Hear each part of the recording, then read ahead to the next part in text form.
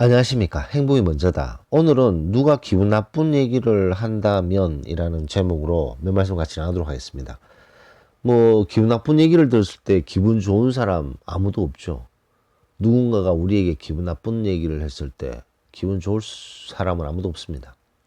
근데 대부분의 케이스가 우리에게 기분 나쁜 얘기를 하잖아요. 대부분의 그 험담이나 뒷담하는 사람들의 대부분의 케이스가 시기 질투인 경우가 대부분입니다. 물론 우리가 본의 아니게 실수할 때도 있고, 우리의 말이라든가 우리의 행동이 상대방에게 상처를 줄 수도 있죠. 그랬을 때는 우리가 바로 사과를 해야 됩니다.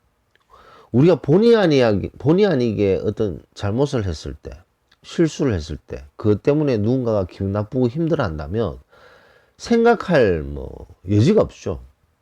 진심으로 사과하고, 그건 본의 아니고 고의가 아니다 라는 것을 설명을 해서 빨리 오해를 풀어야 되는 거죠. 근데 그렇지 않은 경우에는 대부분 시기 질투라는 거죠. 자, 그렇다면 이것을 어떻게 구분하는가?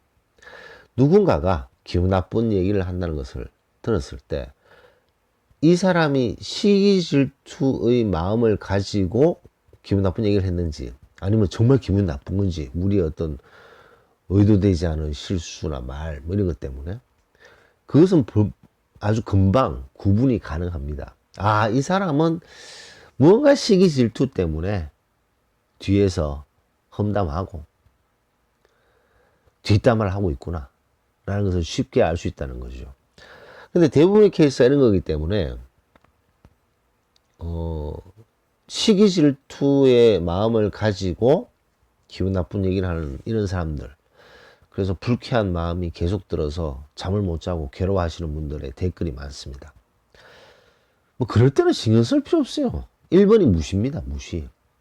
아니, 지가 시기 질투해서 지가 스토리를 만들어서 지가 뒤에서 험담하고 그런 사람은 어떡하겠습니까? 우리가 얘기해 본들 반성하고 개가천선 하겠습니까? 그냥 평생 그래 사는 거예요.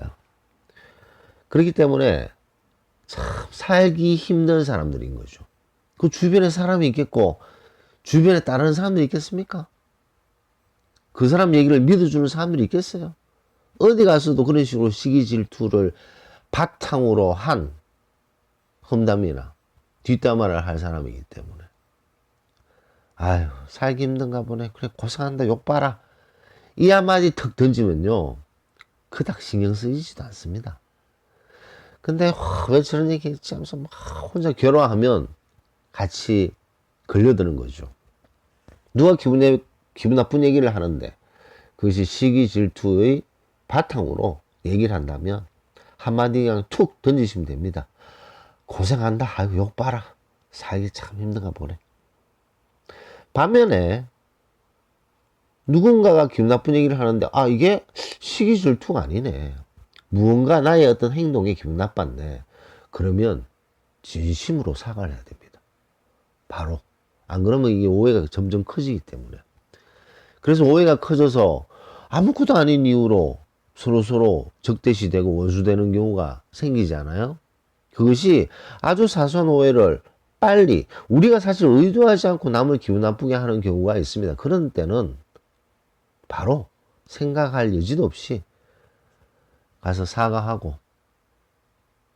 그래야지만 쓸데없는 오해가 더 이상 생기지 않는다는 거죠. 그리고 분명히 얘기해야 되는 거죠. 이건 고의가 아니다, 의도하지 않은 것이다, 네가 기분 나쁜지를 전혀 알 수가 없었다, 내가 의도적으로 한 게 아니지 않느냐. 그러면 봄눈 녹듯이 녹게 되고 오해도 생기지 않고 더 좋은 관계로 유지할 수 있는 거죠.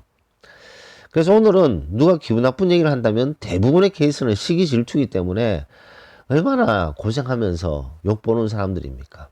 욕 봐라 라고 얘기하시면 좀 마음이 편해지시지 않을까 생각됩니다. 노후 마치도록 하겠습니다. 감사합니다.